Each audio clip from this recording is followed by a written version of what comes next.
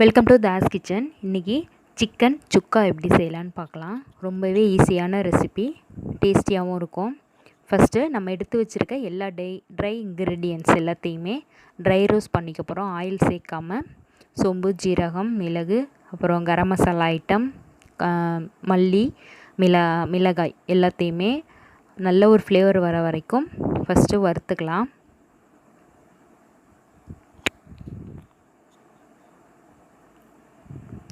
Fry பண்ணி முடித்த பிறகு கொஞ்சம் ஆற வச்சுருங்க. அதுக்கப்புறம் நம்ம பிளெண்டரில் போட்டு நல்லா பேஸ்ட்டு மாதிரி அரைச்சி எடுத்துக்கலாம்.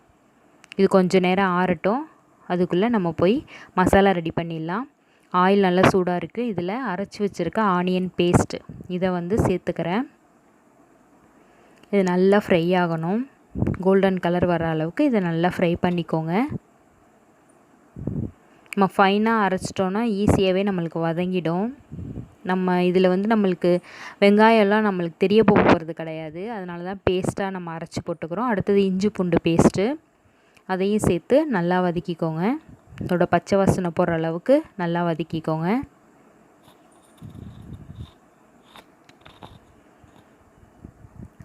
அதுக்கப்புறம் மஞ்சத்தூள், உப்பு இதையும் சேர்த்து நல்லா வதக்கிக்கோங்க. மஞ்சத்தூள் போட்டோன்னே கலர் செம்மையாக இருக்குது. இதுவும் நல்லா ஃப்ரை ஆகிடுச்சு. கலர் ப்ரௌன் கலர் வந்துருச்சு. இப்போ இந்த ஸ்டேஜில் க்ளீன் பண்ணி வச்சுருக்க சிக்கன் பீசஸ் எல்லாத்தையும் இதில் சேர்த்துக்கிறோம். சேர்த்து நல்லா மிக்ஸ் பண்ணிக்கோங்க. நம்ம தண்ணி எதுவும் ஊற்ற வேணாம். இதை நல்லா மிக்ஸ் பண்ணி ஒரு 5 நிமிஷம் வேகட்டும். இந்த சிக்கனையும் மூடி போட்டு வேக வச்சோன்னா தண்ணி விடும். அந்த தண்ணியிலே இது கொஞ்சம் நேரம் வெந்த பிறகு அதுக்கப்புறம் நம்ம அரைச்சி வச்சுருக்க மசாலாவை சேர்த்துக்கலாம். ஓகே, நல்லா மிக்ஸ் பண்ணிவிட்டேன். கொஞ்சம் ஒரு 5 நிமிஷம் மூடி போட்டு வேக வச்சிடலாம். இந்த ஸ்டேஜில் அது தண்ணி விடும். அந்த தண்ணியிலே அது நல்லா குக் ஆகிடும். இப்போது 5 நிமிஷம் ஆயிடுச்சு. இப்போது ஓப்பன் பண்ணி பார்க்கலாம்.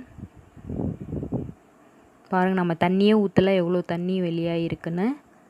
இப்போது இதை மிக்ஸ் பண்ணிவிட்டு நம்ம அரைச்சி வச்சுருக்கோம்ல பேஸ்ட்டு, அதை இதோட சேர்த்து நல்லா மிக்ஸ் பண்ணிப்போம்.